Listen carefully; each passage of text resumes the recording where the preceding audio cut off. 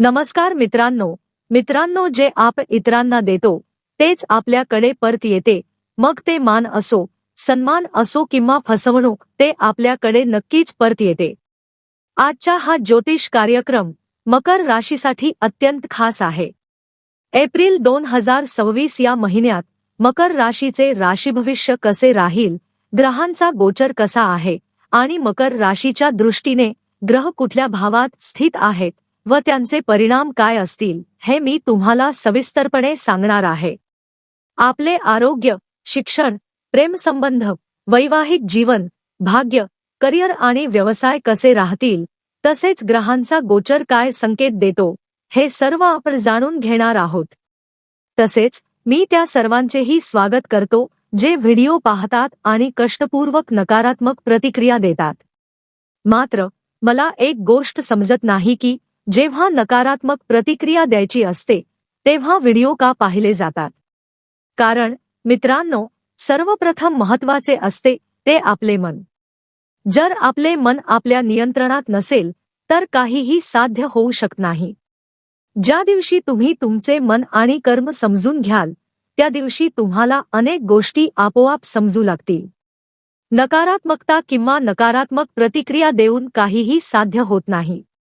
आमचे काम आहे तुम्हाला हे सांगणे की ग्रह गोचरात काय स्थिती आहे. हे तुम्ही नाही आणि ही तुमची वैयक्तिक जन्मकुंडलीही नाही. हे ग्रह आहेत जे विश्वात भ्रमण करतात.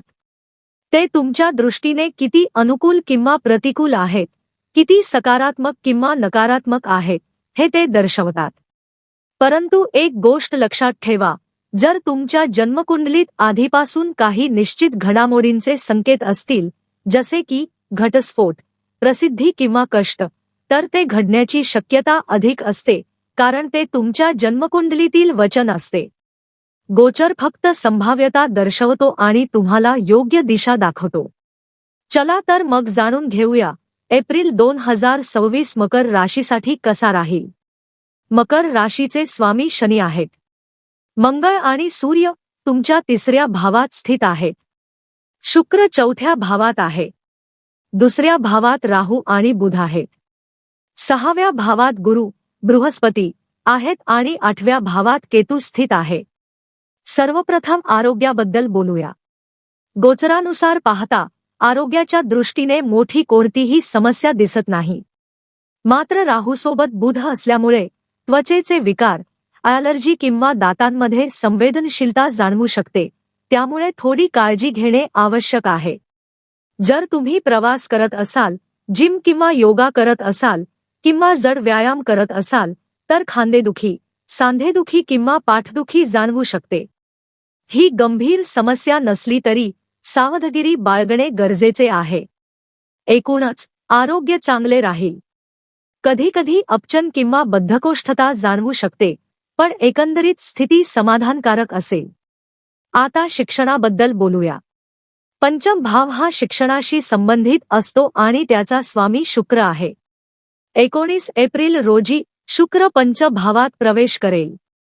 त्यामुळे 19 एप्रिल नंतर जर तुमचे काही निकाल अपेक्षित असतील तर ते तुमच्या बाजूने येण्याची दाट शक्यता आहे.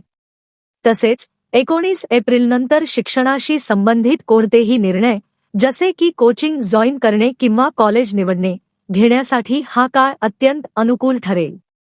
आता प्रेमसंबंधांबद्दल जाणून घेऊया. पंचम भाव हा प्रेमसंबंधांचाही असतो.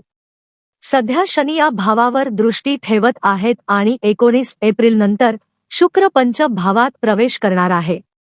यामुळे तुमच्या नात्यात कितीही गैरसमज, तणाव किंवा समस्या असल्या तरी त्या हळूहळू कमी होण्याची शक्यता आहे.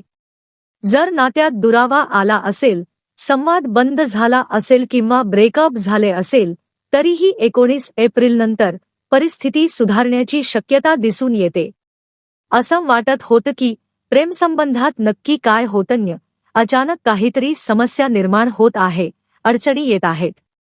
पण 19 एप्रिल नंतर शुक्र पंचम भावात येऊ द्या. त्यानंतर समोरचा व्यक्ती स्वतःहून तुमच्याकडे येईल, तुमच्याशी संवाद साधेल, आपली चूक मान्य करेल. किंवा तुम्ही देखील आधी ज्या आक्रमकतेत होता त्यातून बाहेर पडाल. एकंदरीत 19 एप्रिल नंतर खूप सकारात्मक बदल होण्याची शक्यता आहे. जर तुमचा कोणताही प्रेमसंबंध नसेल किंवा कोणताही कनेक्शन नसेल तरीही काहीतरी चांगलं घडण्याची पूर्ण शक्यता आहे. आता पुढे जाऊन पाहूया तुमचं वैवाहिक जीवन कसं असेल. मित्रांनो, हा विवाहाचा भाव आहे जिथे 4 नंबर आहे आणि सप्तम भावाचा स्वामी चंद्र आहे. शुक्र हा विवाहाचा कारक आहे. सध्या शुक्र 4थ्या भावात आहे आणि पुढे पंचम भावात जाईल.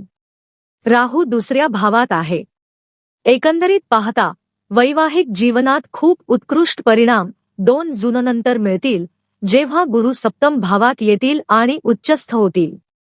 यामुळे तुमच्या जीवनसाथीच्या प्रगतीसाठी किंवा त्यांच्या नव्या कामासाठी चांगले संकेत आहेत. पण जर आपण एप्रिल महिन्याबद्दल बोललो तर या महिन्यात मिश्र परिणाम दिसतात. कारण 2ऱ्या भावात राहू असल्यामुळे तुम्ही काही बोलायचं ठरवता पण कधी कधी काही वेगळंच बोलून जाता, ज्यामुळे वैवाहिक जीवनात थोडे तणाव निर्माण होऊ शकतात. बुधी त्याच भावात असल्यामुळे गैरसमज वाढू शकतात. एकंदरीत वैवाहिक जीवन सुमारे 70% चांगले दिसते, पण 30% ठिकाणी काही अडचणी जाणवू शकतात. याचे एक कारण म्हणजे सप्तम भावाचा स्वामी चंद्र आहे.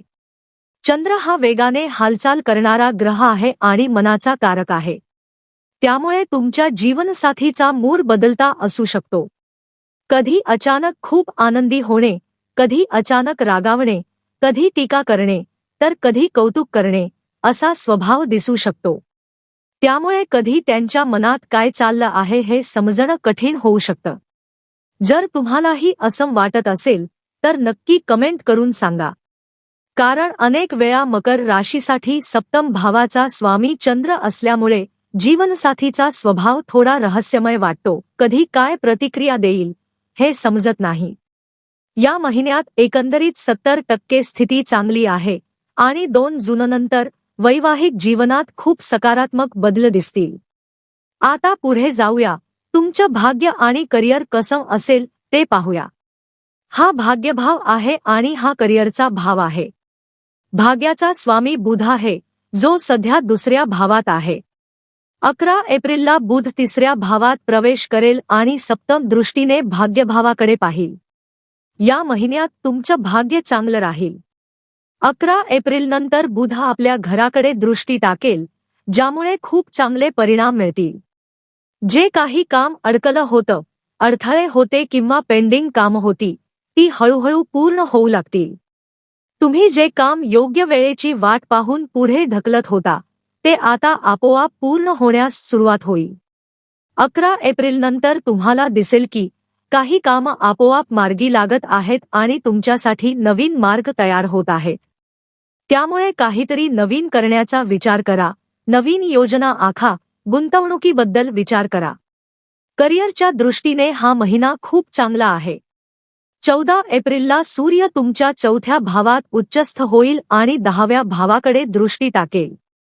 यामुळे तुमच्यात नवीन ऊर्जा येईल, जबाबदाऱ्या वाढतील, पण त्या पार पाडण्यात तुम्हाला आनंदही मिळेल. 14 एप्रिल नंतर तुमचे मन खूप सकारात्मक होईल. नवीन काम, नवीन संधी किंवा प्रमोशन मिळण्याची शक्यता आहे. जर 14 एप्रिल नंतर तुमचा इंटरव्ह्यू असेल तर यश मिळण्याची शक्यता खूप जास्त आहे. पण येथे एक गोष्ट लक्षात ठेवा, हे सर्व गोचरावर आधारित आहे. तुमची जन्मकुंडली कशी आहे, तुमचे कर्म कसे आहेत, यावरही परिणाम अवलंबून असतो.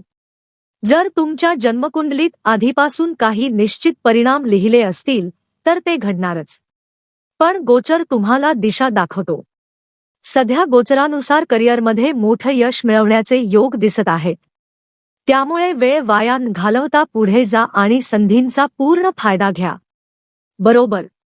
म्हणजेच तुमची कुंडली करिअरच्या दृष्टीने गोचरात चांगली दिसत आहे. ठीक आहे. आणि आणखी एक गोष्ट पहा, 19 एप्रिलला तुमचा 10व्या भावाचा स्वामी पंचभावात प्रवेश करेल आणि 11व्या भावावर दृष्टी टाकेल. त्यामुळे 14 एप्रिल नंतरचा काळ उत्तम आहे आणि 19 एप्रिल नंतर तर आणखी चांगला दिसतो. जेव्हा शुक्र 11व्या भावावर दृष्टी टाकेल आणि 10व्या भावाचा स्वामी आपल्या योग्य स्थानी येईल, तेव्हा परिणाम अत्यंत सकारात्मक असतील. आता व्यवसायाबद्दल बोलायचे झाले तर काही क्षेत्रांमध्ये चांगले परिणाम दिसतील. जसे की प्रवासाशी संबंधित काम, व्लॉगिंग, यूट्यूब किंवा कोणतेही ऑनलाईन काम, हे सर्व चांगले चालेल. तसेच जमिनीशी संबंधित कामेही अनुकूल राहतील. विशेषतः मे महिन्यात तर जमिनी व मालमत्तेशी संबंधित कामांमध्ये अधिक चांगले परिणाम दिसतील. ट्रान्सपोर्टेशनशी संबंधित कामेही चांगली चालतील. मात्र संगणकाशी संबंधित काही काम असेल तर ते सामान्य गतीने चालेल. रोजच्या उत्पन्नाशी संबंधित कामांमध्ये सुमारे 60 ते 70% समाधानकारक परिणाम दिसतात. पण प्रवासाशी संबंधित, फिरतीची कामे किंवा फॅशनशी संबंधित व्यवसाय हे विशेषतः चांगले चालतील. आता तुम्ही काय करायला हवे? सर्वप्रथम शनीचा बीज मंत्र जप करा. ओम प्रा प्री प्रौम सह शनैश्चराय नमः 108 वेळा जप करा. कारण तुमच्या राशीचे स्वामी शनी आहेत. दररोज हनुमान चालीसा पठण करा आणि उगवत्या सूर्याला अर्घ्य द्या, हे तुमच्यासाठी शुभ ठरेल. तसेच बुधाचा बीज मंत्रही नक्की जप करा. ओम ब्रा ब्री ब्रौम सह बुधाय नमः 108 वेळा दररोज जप करा. शेवटी फक्त एवढंच लक्षात ठेवा, ग्रह तुमच्या आयुष्याची दिशा दाखवतात, पण चालायचं की थांबायचं तो निर्णय तुमचाच असतो. एप्रिल 2026 तुमच्यासाठी संधी घेऊन येत आहे. प्रश्न इतकाच आहे, तुम्ही त्या संधी ओळखणार आहात का? कारण वेळ बदलते, नशीबही बदलतं. पण जे स्वतःला बदलतात त्यांचं भविष्य नक्कीच उजळते. तर तयार राहा, कारण हा महिना फक्त जाणार नाही, तो तुमच्या आयुष्यात काहीतरी बदल करूनच जाईल. धन्यवाद. हर हर महादेव.